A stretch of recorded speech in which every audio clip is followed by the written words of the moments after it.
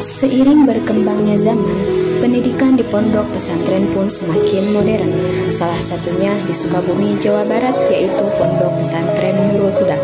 Karena di sini, selain akhlakul karimah dari santriawan dan santriawatinya, tersedia kegiatan di pondok pesantren tersebut, salah satunya pengajian Kitab Kuning. Berada di Kampung Karadenan, Desa Cimahi, Kecamatan Cicantayan, Jawa Barat, Pondok Pesantren Nurul Huda kokoh berdiri oleh salah satu tokoh agama, yaitu Ustadz Ujang Fahrudin pada tahun 2010.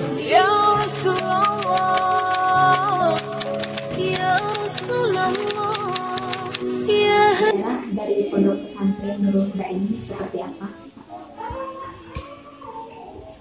Terima kasih. Assalamualaikum warahmatullahi wabarakatuh. Waalaikumsalam. Bismillah, alhamdulillah, wassalatu wassalamu ala rasulillah.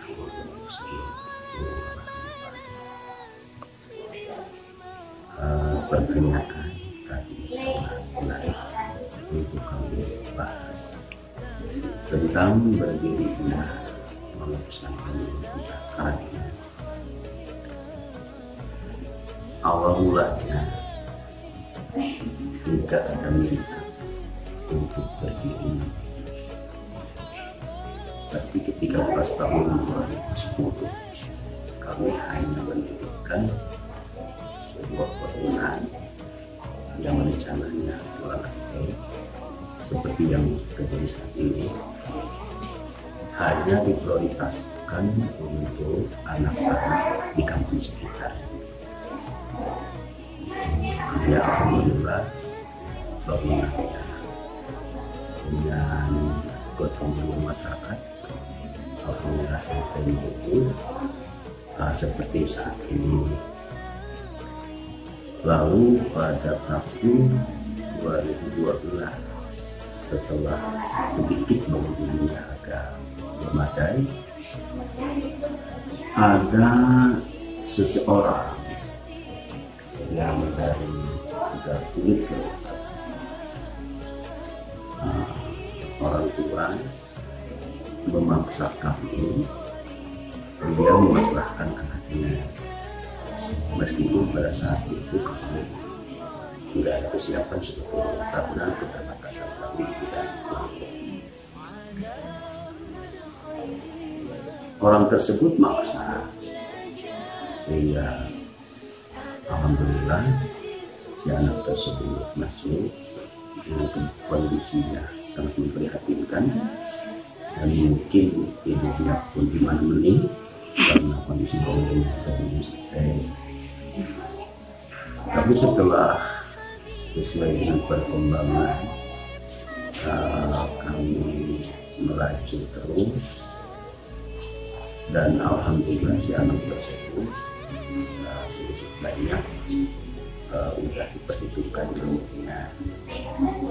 Dari situlah kami agak yakin bahwa yang akan memberikan pengetahuan dan ilmu itu bukan kita itu hanya sebatas pelantara saja, karena hakikat yang memberikan pengetahuan dan ilmu adalah Allah Subhanahu wa Ta'ala. Di situ saya semakin yakin dan intent saya mengajar kepada yang dengan asumsi kami hanya sebatas wasilah saja yang akan memberikan kepada Allah. Itulah keyakinan, dan kau berjalan terus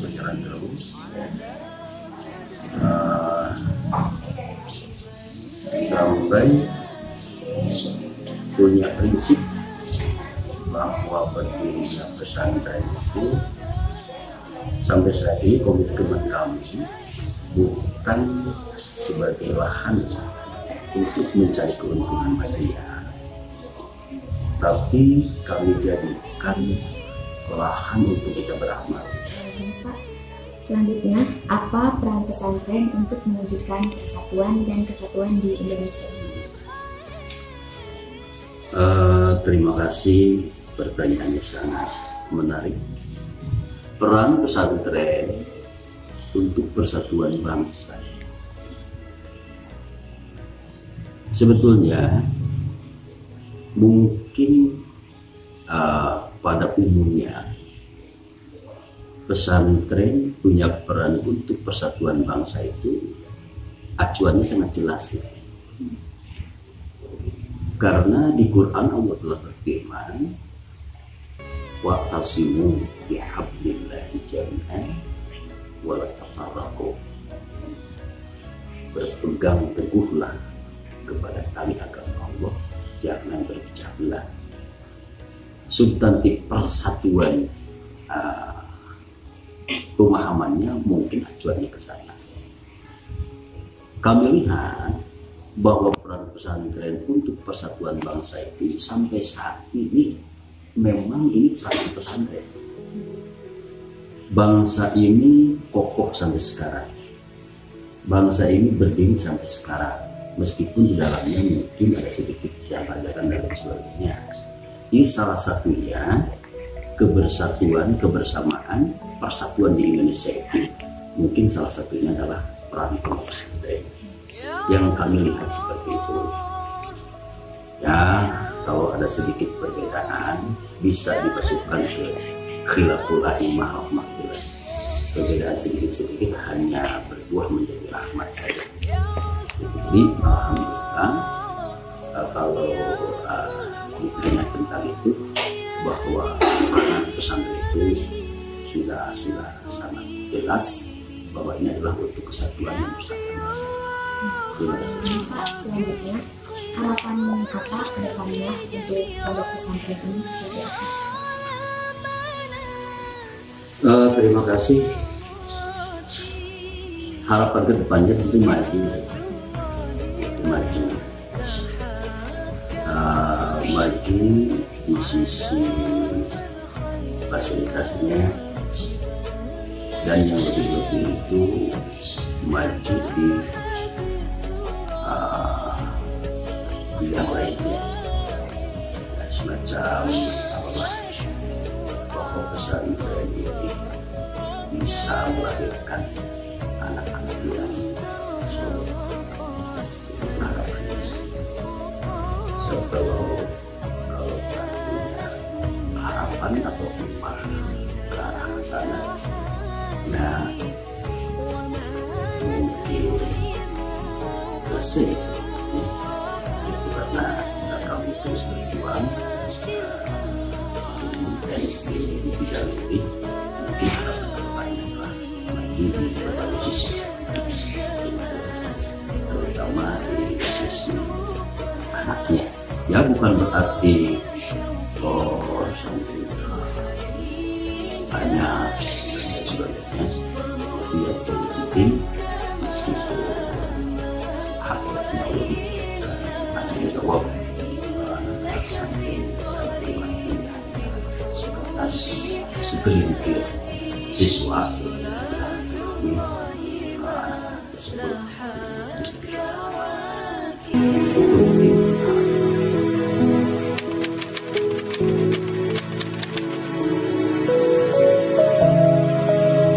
Sejak berdirinya Pondok Pesantren Nurul Huda mewajibkan santrinya mempelajari Kitab Kuning. Kitab Kuning berisi pelajaran akidah, tasawuf, hadis, tafsir, dan ilmu sosial masyarakat yang ditulis menggunakan huruf Arab tanpa harokat atau Arab Undu.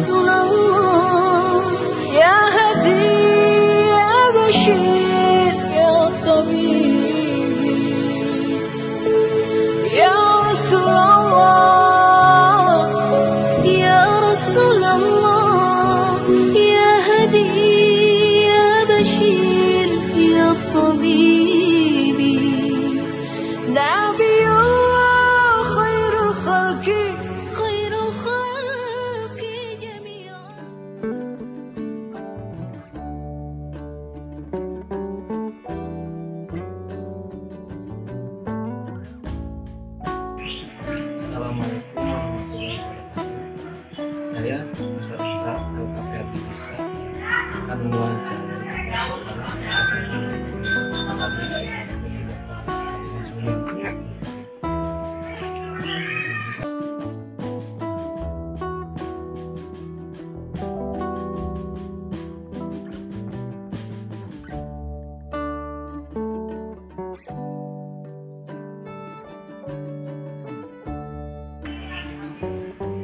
Kalau yang namanya madrasah ini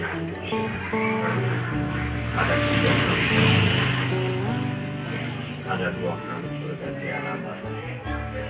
Pertama, pendirian pemuda itu tahun 1952. Sebutannya adalah Diniyah Takmiliyah Qauliyah Al-Mursyid.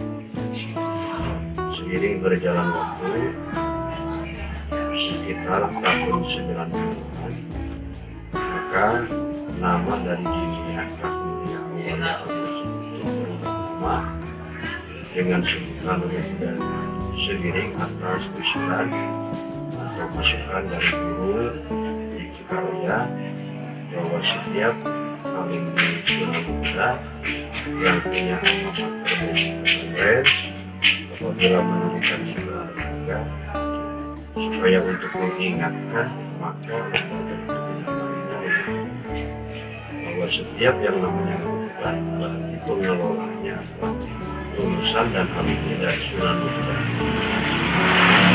Jadi pertama berdirinya Madrasah Diniyah Takmiliyah Al-Mursyid dulu adalah tahun 1952 yang rintisan awalnya didirikan oleh Mutwa, jadi kakaknya bapak, kakaknya almarhum, sebenarnya adalah Waminta. Dari 1900 Wamin 1952, seiring berjalan waktu, cuman Wamin itu memegang sekitar 6 tahun. Maka tahun 1958 nama Al-Mursyid itu berganti kepemimpinan. Waktu itu dari mulai 1958 dipegang oleh bapak namanya Muhalim Muhammad. Muhalim Muhammad itu adalah adik dari Wamin itu, Waminta. Jadi tabung kepemimpinannya seperti itulah yang namanya lembaga. Boleh disebut semuanya juga pasti nepotisme karena menyesuaikan dengan keadaan. Kalau suatu urusan dipasrahkan kepada seseorang yang bukan ahli, artinya bukan orang yang berilmu, ya pasti tidak akan ada kemajuan seperti yang diharapkan. Terus dari 1958 sampai ke sekarang 2020, berarti usia Diniyah ini sudah mencapai 62 tahun. Itu 62 tahun tercatat dipegang oleh almarhum Bapak dari 1958. Kalau dijumlah dengan awal berdirinya yang dirintis oleh Wah itu tahun 50, berarti usia Diniyah ini sudah 68 tahun. Jadi kalau disebutkan miladnya Diniyah itu yang ke-68, nah kalau disebutkan miladnya yang ke-62, nah karena ada selisih dari peralihan kepemimpinan. Pada tahun 1996 pun Bapak meninggal dunia, maka mewasiatkan Diniyah itu untuk ditindaklanjuti atau diestafetkan perjuangan kemerdekaan. Pada saya, alhamdulillah dari 1996 itu Diniyah dipegang oleh saya atas mandat dan amanat orang tua. Alhamdulillah sampai ke saat ini berarti sudah 24 tahun berkiprah di Diniyah menjadi kepala sekolah. Kalau yang namanya membantu, saya ini membantu di Diniyah itu pada tahun 1987. Waktu Bapak masih ada, saya sudah berkecimpung membantu, cuman bergabung dengan Bapak hanya sekitar ya 8 tahun lama. 96 langsung dilanjutkan sampai ke sekarang. Alhamdulillah ini Madrasah Diniyah Al-Huda perkembangannya cukup pesat dan jumlah muridnya pun dari hari ke hari bukan seperti itu, tapi alhamdulillah ada perubahan jumlah. Itulah sekilas dari cerita mengenai Madrasah Diniyah Al-Huda dari awal berdiri sampai sekarang.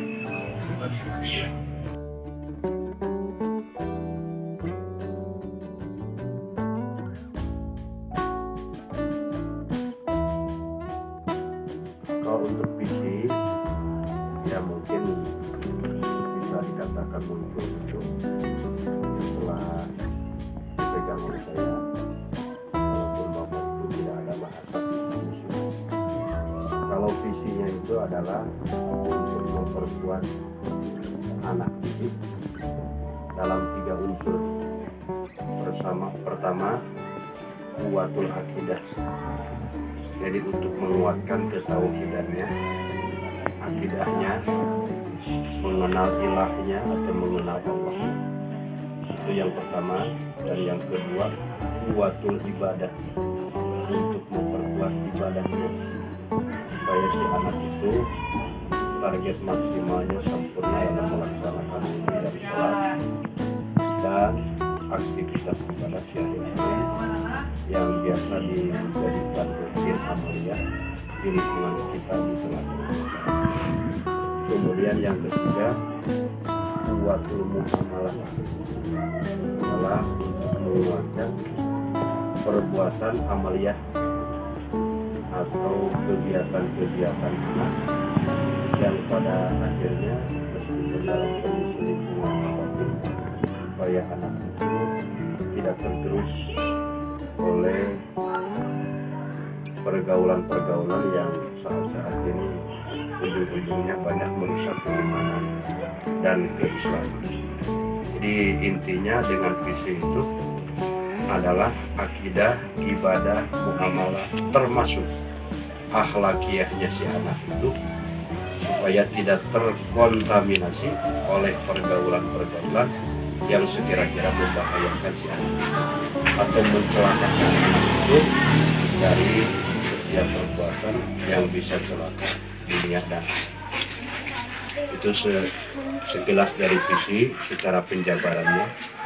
Kemudian misinya itu pendek saja, misi sama dengan tujuan adalah mendidik peserta anak didik untuk berilmu ilmiah dan beramal ilmiah, untuk berilmu amaliyah dan beramal ilmiah. Jadi berilmu dengan bisa mengamalkan ilmu itu dan bisa beramal dengan memakai ilmu.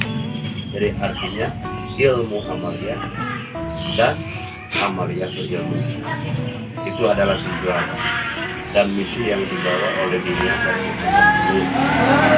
Ya, adapun mengenai realisasinya ya dalam proses yang namanya pendidikan zaman sekarang itu ya seperti inilah kondisi sekarang ya sekemampuan para pendidik yang ada untuk tujuan ke arah sana dalam proses itu visi dan misi yang dibawa oleh madrasah dunia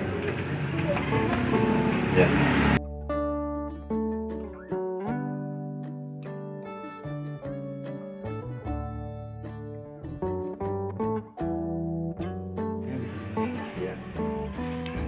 Apa tujuan dan harapan Bapak?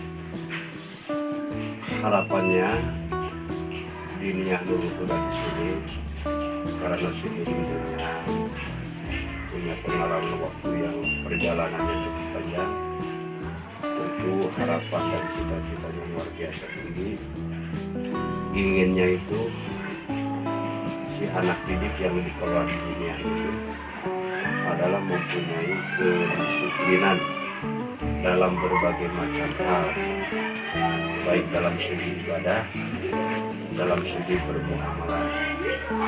Tentu yang diharapkan setelah disiplinnya si anak itu dan harapannya juga para pengajar di sini semuanya bisa mencapai target dalam menerapkan pendidikan meskipun dalam kondisi carut marutnya situasi dengan adanya penyebaran virus sekarang itu.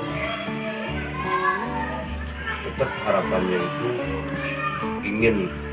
ingin sekali lah bahwa si anak didik yang kelulusan dari Diniyah Nurul Huda itu setidaknya mempunyai karakter, mempunyai bekas bahwa anak tersebut sudah dididik Nurul Huda dengan kelihatan dalam kehidupan sehari-hari. Jadi artinya ingin menjadi madrasah diniyah percontohan dari 64 madrasah diniyah di Kecamatan Pecandayan.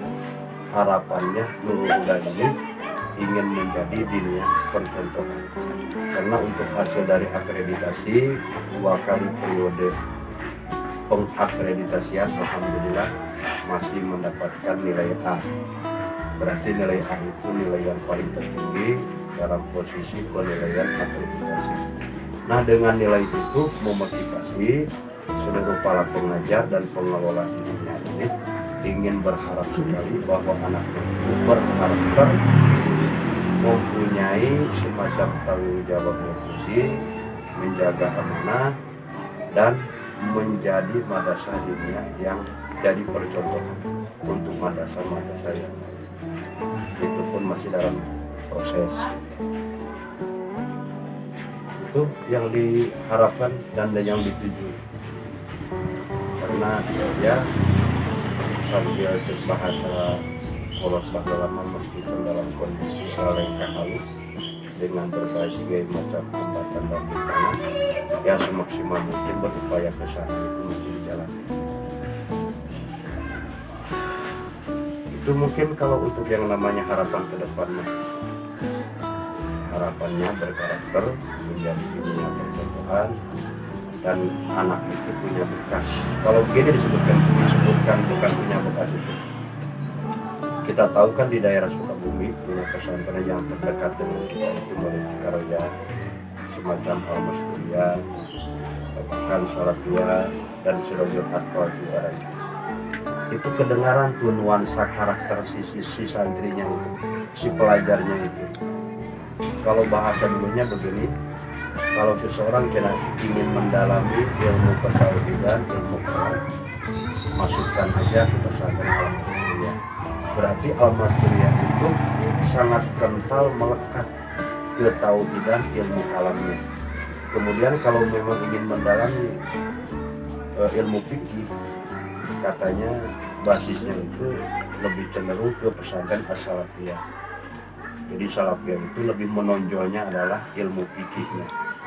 Kalaupun ingin mendalami ilmu tafsir, ilmu tentang tafsir Al-Quran, ya itu katanya lebih cenderung kita masukkan ke pesantren Sunan Huda, karena yang dituruti di sana yang paling dominan adalah mengenai pelajaran tafsir.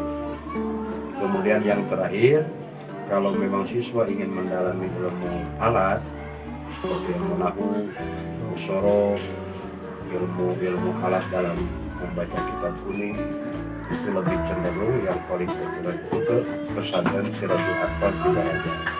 Nah, sehingga kesan dari cerita orang-orang yang terdahulu yang senior mengatakan hal itu, mungkin itu karena bekas.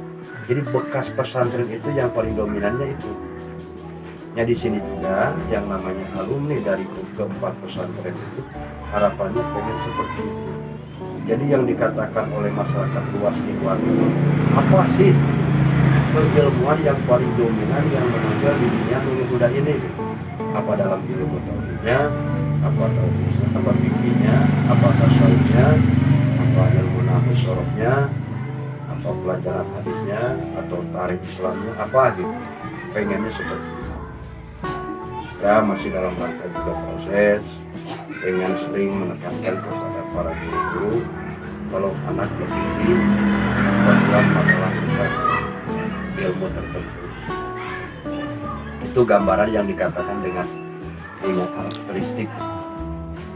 Jadi mengambil salah satu ilmu yang paling dominan yang diajarkan di dunia. Kan ilmu dalam Al-Quran itu kata sebagian ulama mufassirin yang mengatakan sampai ada 7.450 macam ilmu kalau memang mau digali. Nah, dari sekian jumlah banyak ilmu yang tercantum dalam Al-Quran itu, pengennya sih diniyah Nurul Huda ini ada semacam ilmu yang paling menonjol yang melekat di anak tersebut. Misalkan anak di sini, paling hebatnya pelajaran fikih, kelihatan dalam praktek sholatnya pun bagus. Nah, pengennya gitu, seperti sholatnya, wudhunya dalam segi hal ibadah lah. Di antaranya seperti itu. Itu mungkin yang dikatakan dengan harapan-harapan, keinginan, cita-cita dan dambaan ke depan. Ya, mudah-mudahan saja dengan punya cita-cita yang mulia, harapannya yang bagus, Allah mencatat dan apa yang dikatakan itu benar-benar dikabulkan oleh Allah Subhanahu wa Ta'ala. Itu diantaranya yang boleh disebut harapan dan tujuan dunia ke depan. Siapa sudah bersedia untuk diwawancara waktu ini. Terima kasih untuk ilmu dan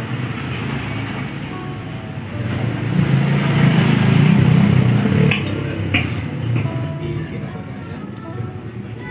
Ya, sama-sama. Mudah-mudahan setelah lagi jadi bahan dan jadi bekal sambung pengalaman ke depan apapun yang kita lakukan, jalan lancar, sukses seperti apa yang diharapkan sesuai cita-cita. Dan sama-sama.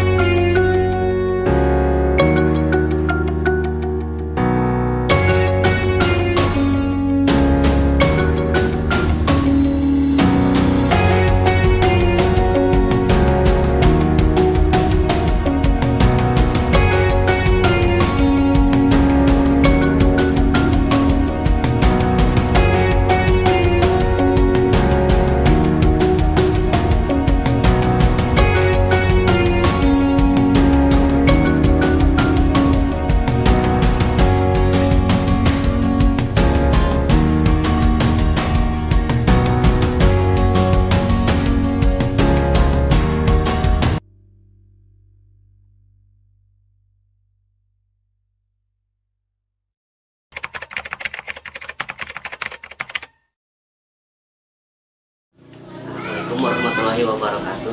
Pak. Waalaikumsalam warahmatullahi wabarakatuh. Pak, maaf saya perwakilan dari peserta LPK PKW Abdi Bisa mau bertanya seputar sejarah berdirinya TK Nurul Huda. Bagaimana Pak? Begini, masalah TK yang didirikan tahun 1994. Alhamdulillah sampai sekarang masih berdiri dan murid atau siswanya tidak kekurangan. Alhamdulillah ya Pak. Jadi dulu ini sejarah TK ini bangunannya pemberian dari Kuwait yang dimonitori oleh Pak Haji Bukhari almarhum. Jadi alhamdulillah dulu juga waktu mendirikan TK, kakak saya selaku sesepuh di sini yang punya Yayasan Nurul Huda bertanya. Saya jawab, ini bukan mau bikin madrasah, tetapi mau bikin TK. Ialah sekarang jadi TK Nurul Huda. Kalau dulu sih waktu berdirinya dinamakan TK Al-Imam karena menginduk dari Cikemar. Cikemar itu kan Pak Haji Bukhari yang membuka TK itu dari Cikemar. Nama TK-nya, nama pendidikannya itu Al-Imam. Jadi sekarang karena udah dipindah namakan TK Islam Nurul Huda, jadi menginduk ke Yayasan Nurul Huda. Ya. Dan apa Pak visi misi dari TK Nurul Huda ini? Kalau visinya ya satu, untuk menjelang yang mencerdaskan anak usia dini Jadi kalau misalkan nanti mau melangkah ke SD maupun ke madrasah diniyah sudah tidak minder lagi. Jadi visinya untuk membentuk anak yang cerdas, baik dan terampil, berakhlak mulia, soleh dan solihah, sehingga terwujudnya anak yang kreatif dan mandiri. Misinya Pak? Kalau misinya memberikan pengasuhan, layanan pendidikan bagi anak usia dini. Karena memang kalau pendidikan di TK, karena ini nginduknya ke dinas, kemungkinan formal. Tetapi kalau kober, PAUD, yang lain itu adalah kelompok bermain. Ini membentuk karakter dan kepribadian peserta didik supaya bisa mandiri. Nah, tujuannya Pak? Ya, tujuannya nggak ada lain dan tak bukan, hanya untuk membantu warga di sini karena terlalu jauh untuk menyekolahkan TK, melangkah ke yang lebih jauh gitu. Jadi alhamdulillah sudah saya terima kasih kepada Pak Haji Bukhari yang sudah membangun bangunan TK sampai sekarang berdiri, alhamdulillah utuh. Alhamdulillah ya Pak. Sudah terbentuk dan berdiri dan terbentuk. Gurunya sekarang ada 4 ya, ada 5 mungkin, 1 Bu Mida, 2 Bu Erni, 3 Bu Lia, dan 4 Bu Ella. Dulu selaku kepala sekolah anak saya sendiri karena anak saya pindah ke Tasik. Sekarang kepala TK-nya dipegang sama Ibu Ella. Kalau Bapak sih hanya selaku pendiri dan mungkin pengasuh di lembaga pendidikan TK Nurul Huda. Dan harapan Bapak TK ini ke depannya bagaimana ya Pak? Ya mungkin kalau TK sih untuk kelanjutannya kan lembaga di sini sudah ada, baik SMP maupun SMK, malah lembaga LPK Abdi Bisa sudah sekarang ada. Sekarang alumni TK yang dulu hanya buangannya ke Yayasan Nurul Huda, baik SMP maupun SMK. Harapannya agar terus melanjutkan ke jenjang yang lebih tinggi-tinggi. Ya, insya Allah banyak yang lebih tinggi sampai kuliah gitu. Alhamdulillah lah. Yang mudah-mudahan bantu doa oleh peserta pelatihan di lembaga Abdi Bisa ini, semoga tujuannya peserta ini juga menjadi berkembang di dalam kewirausahaan. Ya. Ya, Pak, terima kasih atas bantuan Bapak. Ya.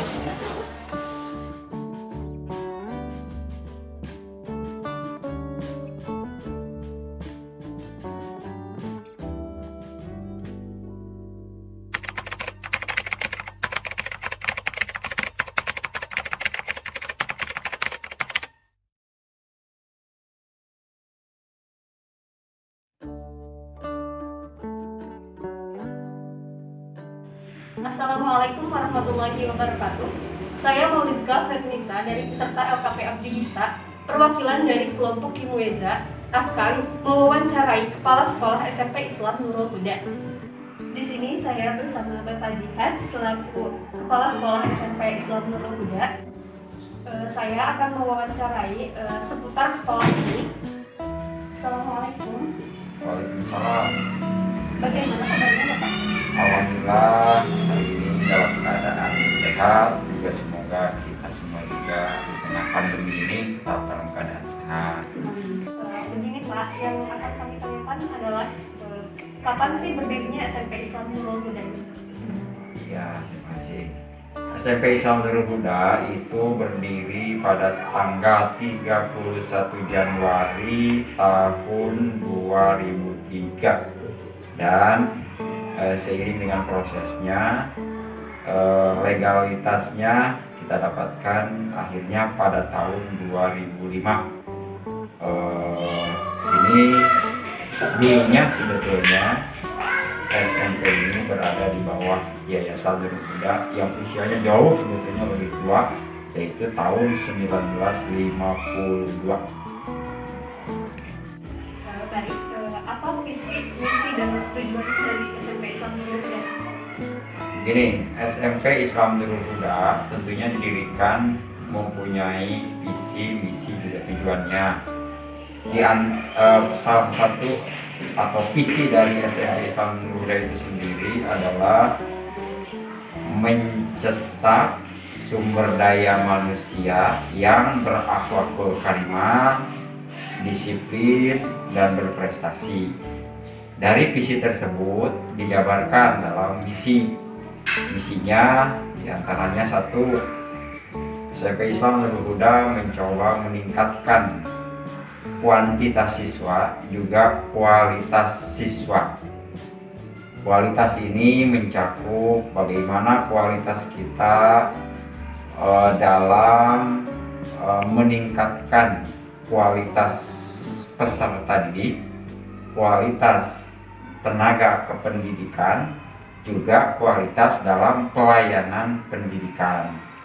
Yang ketiga yaitu kita mempunyai visi bagaimana sekolah ini berkualitas dan dapat dimanfaatkan oleh seluruh stakeholder pendidikan, baik oleh siswa itu sendiri, orang tua, juga masyarakat. Dan pada akhirnya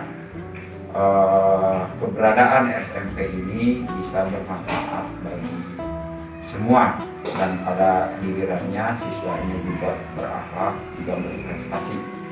Tentunya tidak terlepas dari disiplin yang apakah Bapak merasa gitu mengalami apakah sekolah ini mengalami perkembangan dari tahun ke tahun? Pertanyaan bagus sekali untuk memotivasi sekolah. Jelas kita sekarang ini usia dari SMP itu sendiri sudah hampir sekitar 16 tahun. Tentunya perkembangan telah kita rasakan akibat dari kerjasama semua. Kita bisa lihat dulu siswanya sedikit, alhamdulillah sekarang terus berkembang, sarananya juga terus bertambah. Terus dari segi nilai sekolah, dulu itu hasil dari akreditasi yang dilakukan oleh Badan Akreditasi Nasional, kita memperoleh nilai B.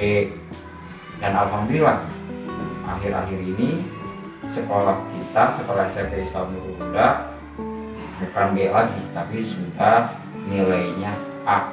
Ini sebetulnya kalau sudah nilai A adalah pencapaian tertinggi dalam penilaian pendidikan. Jadi target kami untuk mencetak atau menjadikan sekolah ini berkualitas, alhamdulillah sedikit-sedikit telah tercapai saat ini. Adakah peraturan baru di masa pandemi ini, Pak?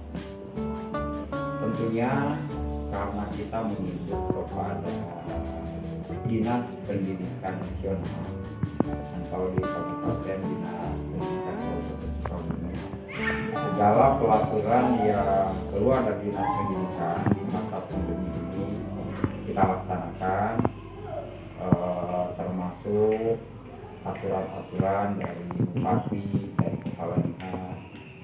Dan yang paling penting, pendidikan di masa pandemi ini kita tetap menginstruksikan kepada seluruh siswa, juga kepada pendidik, mematuhi apa yang dikeluarkan oleh pemerintah. Dan juga yang paling penting, sekolah itu membuat satgas, satuan tugas pencegahan COVID. Salah satunya berupaya di sekolah menerapkan pelaturan-pelaturan ya yang sering kita laksanakan juga adalah tetap siswa untuk memakai masker, mencuci tangan, juga ketika masuk harus melewati pemeriksaan kesehatan. Juga yang lebih penting di sekolah ini secara batin supaya kita terhindar, kepada siswa dianjurkan untuk selalu senantiasa punya wudhu, menjaga wudhunya agar sehat, bersih dan batin, juga terhindar dari penyakit dunia. Kira-kira Di masa pandemi ini tadi Bapak telah menyebutkan ya kedisiplinan anak-anak di sini gitu. Adakah sanksi gitu untuk anak-anak yang melanggar peraturan di sini? tentunya setiap sekolah juga mempunyai peraturan, atau bahasa kita itu ada reward, ada punishment, ada sanksi, juga ada pemberian penghargaan. Kaitan dengan hari ini di masa pandemi, sekolah telah melaksanakan atau mengenakan peraturan-peraturan yang harus ditaati oleh siswa. Tentunya ada saja yang melanggar, dan sekolah juga menerapkan kedisiplinan dengan bentuk sanksi yang mendidik. Di antaranya yang tidak patuh menggunakan masker, kita panggil, kita suruh untuk membaca salah satu surat dalam Al-Quran, atau kita suruh ke masjid melaksanakan sholat duha. Begitu kira-kira pendidikan yang saya rasa oleh sekolah dipandang itu mendidik. Dan juga di samping juga diperiksa tentang kebersihan dari siswa itu sendiri. Dan pertanyaan terakhir, apa tujuan dan harapan Bapak untuk ke depan? Yang diharapkan, kami semuanya berharap bahwa ke depan tentunya pendidikan di SMP Islam Nurul Huda ini khususnya lebih maju, lebih berkembang, dan yang lebih penting ingin sekolah ini diminati oleh semua masyarakat, mendapat kepercayaan dari masyarakat, juga kepercayaan dari pemerintah, yang pada akhirnya banyak siswa yang masuk ke sekolah ini. Tentunya mereka masuk ke sini karena di sini berkualitas begitu.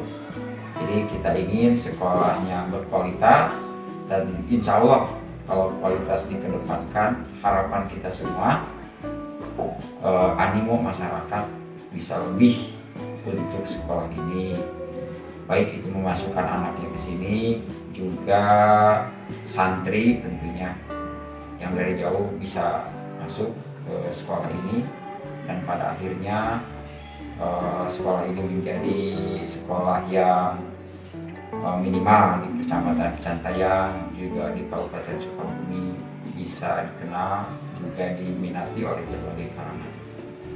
Saya rasa itu saja untuk harapan. Baik, terima kasih telah meluangkan waktunya. Mudah-mudahan harapan dan cita-cita Bapak untuk kedepannya bisa terwujud untuk bisa mengembangkan sekolah ini yang ada. Baik, mungkin itu saja yang bisa saya pertanyakan. Mudah-mudahan bisa bermanfaat bagi kita semua.